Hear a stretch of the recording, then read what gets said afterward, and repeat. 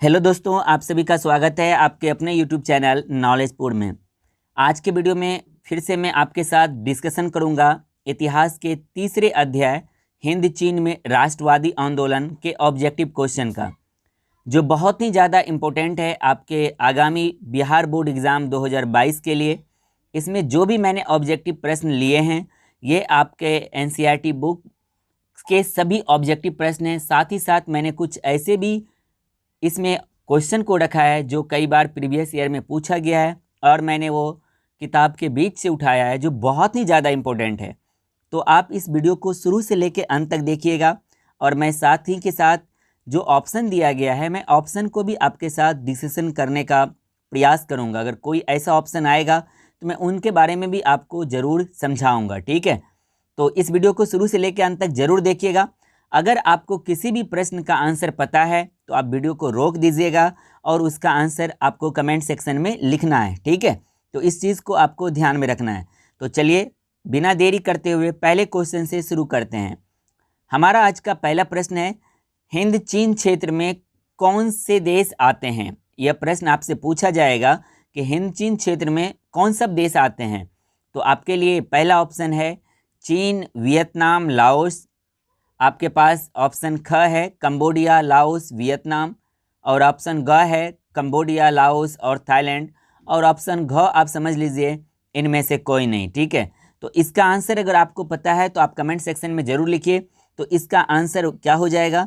तो इसका आंसर हो जाएगा ऑप्शन ख कंबोडिया, लाओस और वियतनाम। इस चीज़ को आपको ध्यान में रखना है, ठीक है। तो आप याद रख सकते हैं Laos, Cambodia, Vietnam, Laos, Cambodia, Vietnam. तो देखिए यहाँ पर कंबोडिया, लाओस, वियतनाम दिया है। ऑप्शन में हो सकता है आपसे लाओस, कंबोडिया, वियतनाम दे दे या वियतनाम, कंबोडिया, लाओस दे दे, किसी प्रकार से दे सकता है। तो इसीलिए इन तीनों देशों को, अभी ये तीनों देश बिल्कुल अलग अलग है, इन तीनों देशों को आपको क्या कर लेना, याद कर लेना है, ठीक है। तो चलिए हम अब अगले प्रश्न की ओर बढ़ते हैं। हमारा आज का 2 नंबर का प्रश्न है, अंकोर वाट का मंदिर का निर्माण किसने किया था। अंकोर वाट मंदिर का निर्माण किसने किया था? आपके लिए ऑप्शन क है सूर्यवर्मा द्वितीय, ख है सूर्यवर्मा प्रथम और ग है हो ची मिन और घ है रसेल, ठीक है। तो इसका आंसर आपको कमेंट सेक्शन में बताना है। मैं उम्मीद करता हूं आप इसका आंसर कमेंट सेक्शन में लिख दिए होंगे। तो इसका आंसर क्या हो जाएगा? और इसका आंसर हो जाएगा ऑप्शन क सूर्यवर्मा द्वितीय, ठीक है। अंकोर वाट का मंदिर का निर्माण किसने किया था? सूर्यवर्मा द्वितीय ने किया था। तो हम थोड़ा फास्ट चलेंगे क्योंकि वीडियो नहीं तो लंबा हो जाएगा। इसीलिए आप जो मैं प्रश्न पढ़ूंगा उनके बाद वीडियो को रोक के आप कमेंट सेक्शन में आंसर जरूर लिखिएगा। हमारा तीसरा प्रश्न है आज का, अंकोर वाट का मंदिर कहाँ स्थित है, ठीक है।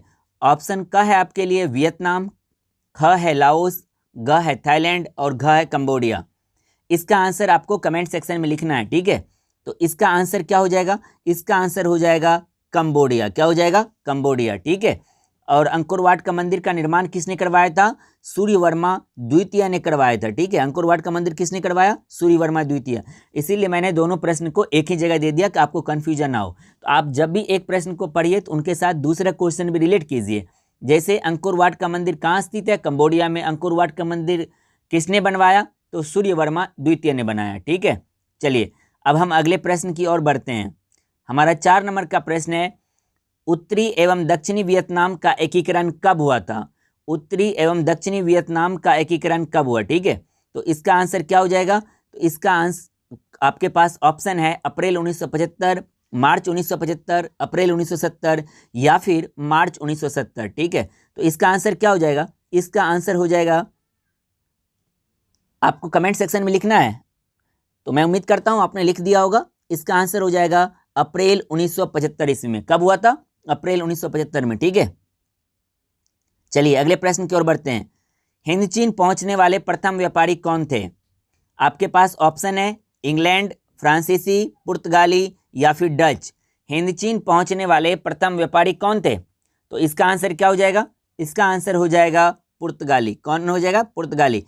और याद रखना है, अब यहाँ से एक क्वेश्चन आपको कमेंट सेक्शन में बताना है कि पुर्तगाली भारत के कालीकट तट पर कब पहुंचे थे। यानी आपको यहाँ पर ईस्वी बताना है, ठीक है। क्योंकि पुर्तगाली निवासी ही कोई था जिसने भारतीय उपमहाद्वीप का खोज किया था। तो आपको उसका नाम भी बताना है और नाम के साथ साथ में आपको इस भी बताना है। दोनों चीज़ आपको कमेंट सेक्शन में लिखना है। ये आप ध्यान में रखिएगा। अगर आप अभी तक पढ़े हैं तो मैं उम्मीद करता हूं कि आप इसका आंसर कमेंट में ज़रूर लिखिएगा। निश्चित आपको लिखना है, ठीक है। तो मैं भी देखता हूं कि आपने अभी तक कितनी पढ़ाई की है, ठीक है, कमेंट सेक्शन में आपकी कमेंट का।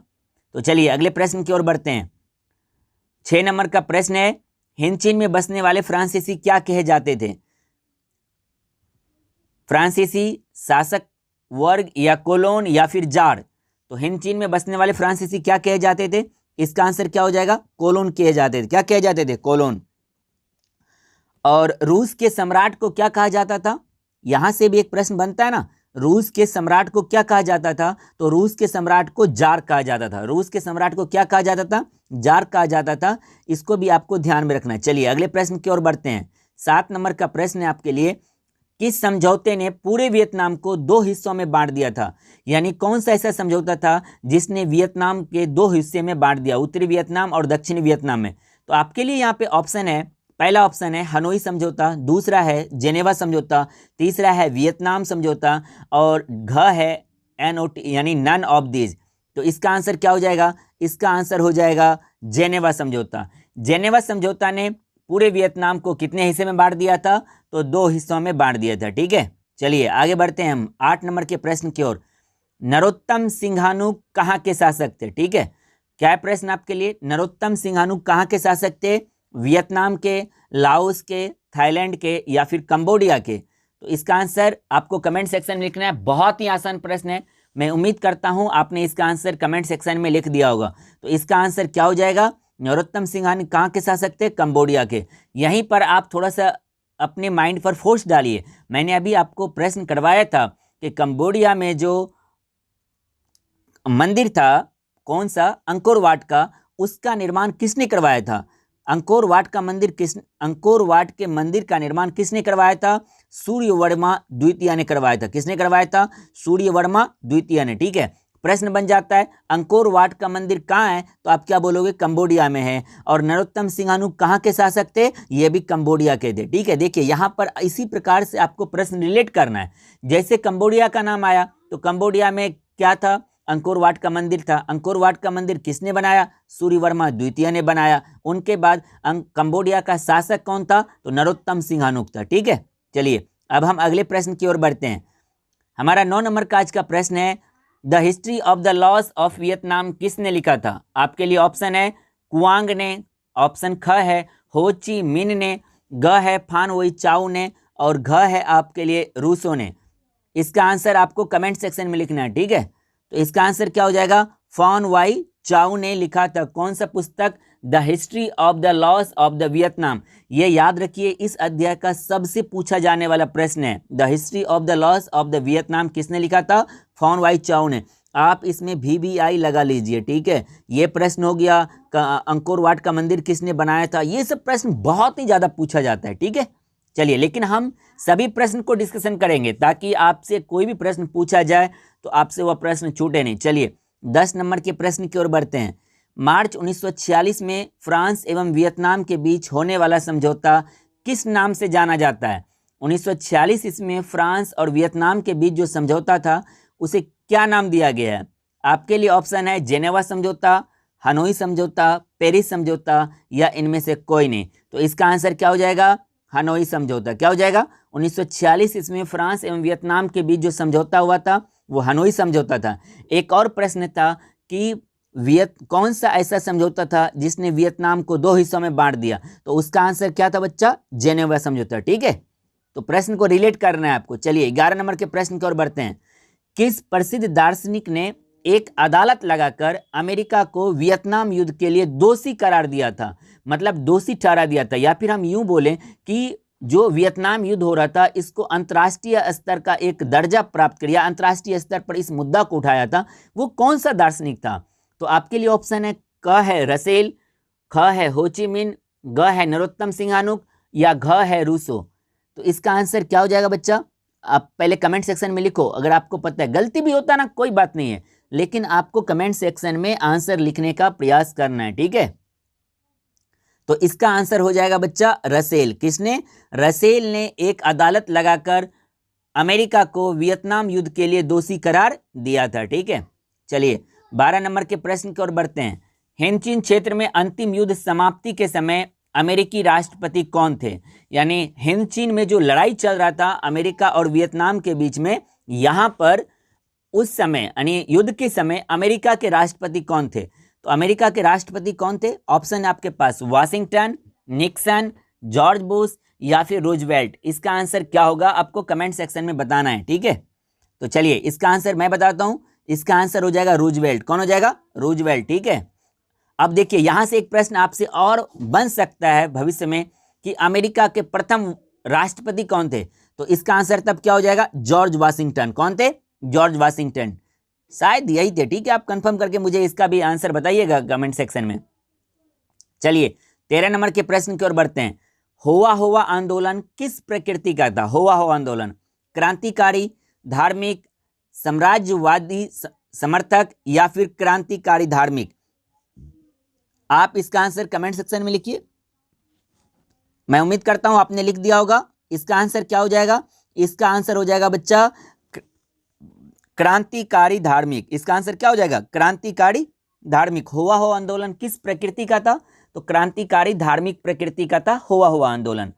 अब 14 नंबर का प्रश्न है आपके लिए। अनामी दल की स्थापना किसने की थी? अनामी दल की स्थापना रूजवेल्ट ने, हो चिन मिन ने, जॉन ग्वेन आई ने या फिर रसेल ने? इसका आंसर क्या होगा? इसका आंसर क्या हो जाएगा बच्चा? इसका आंसर हो जाएगा जॉन ग्वेन आई ने। क्या हो जाएगा इसका आंसर? इसका आंसर हो जाएगा जॉन ग्वेन आई ने। ठीक है, चलिए 15 नंबर का प्रश्न है आपके लिए। बोल्शेविक क्रांति कब हुई थी? बोल्शेविक क्रांति ये बहुत ही पूछा जाने वाला। इसमें आप 5 बार 10 बार जितना बार आपको VVI लगाना है आप उतना बार VVI लगा लीजिए। ठीक है, ये प्रश्न इतनी बार पूछा गया है कि आप मतलब पूछिए मत। ठीक है, ये पूछना ही छोड़ दीजिए आप। तो ये बहुत ही ज़्यादा इंपॉर्टेंट प्रश्न है।